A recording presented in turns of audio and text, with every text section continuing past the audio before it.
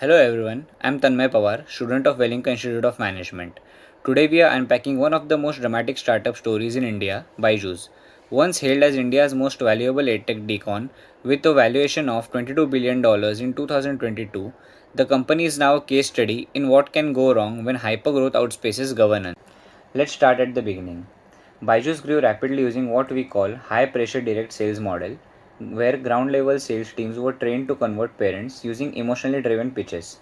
This model scaled aggressively and it worked for a while. Between 2018 and 21, their user base reportedly grew from 15 million to over 100 million, and their revenues crossed 2,400 crores in financial year 2021. But as per the Greiner growth model, the early growth through direction phase led to a crisis of autonomy.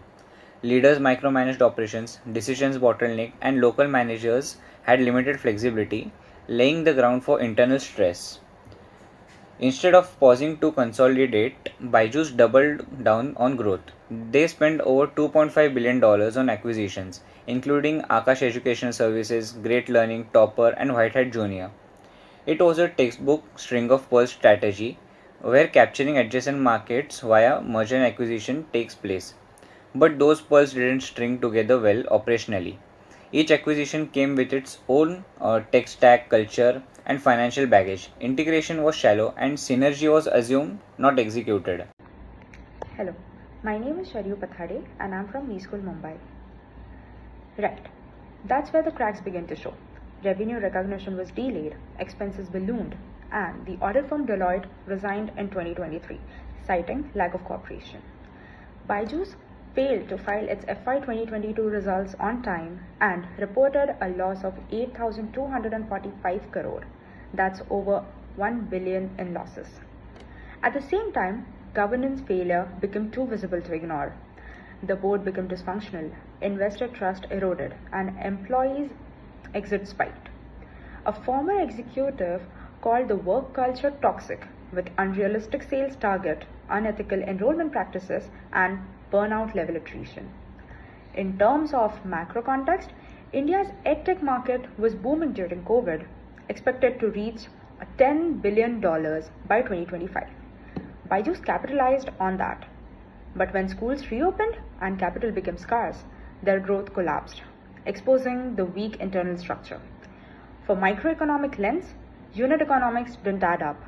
CAC was too high, LTC unclear, and aggressive refund policies created cash flow problems. Debt servicing became a nightmare, especially with a 1.2 billion term loan that BYJU'S later tried to restructure. Now, if we map BYJU'S journey to Grainer's growth model, we clearly hit a phase of growth through delegation, followed by a crisis of control. Leadership was decentralized by acquisitions, but the core remained chaotic. No unifying structure or culture. Greiner warned this stage often ends in a power struggle, and that's exactly what happened between BYJU'S leadership, investors, and lenders. So, what should have been done? First, strategic integration after each acquisition. Instead, they ran parallel brands with zero synergy. Second, governance structures were reactive and not proactive. A robust board, transparent reporting, and internal whistleblower mechanisms were missing or non-functional. The result: a brand that once signed Lionel Messi as a global ambassador in 2022 is now dealing with lawsuits, resignations, and investor write-downs. So, what's the broader lesson here? Hypergrowth isn't bad, but it's dangerous without checks and balances. BYJU'S went from startup darling to a governance cautionary in less than 24 months. Founders need to respect the transition from startup to scaled enterprise.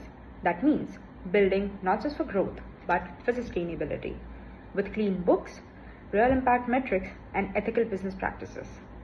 As of mid-2024, BYJU'S valuation has dropped by over 75%, and top investors like Process have written down their stakes to near zero. The company is now in survival mode. So, the next time a startup becomes a unicorn overnight, ask not just how fast they grew, but also how well they are governed.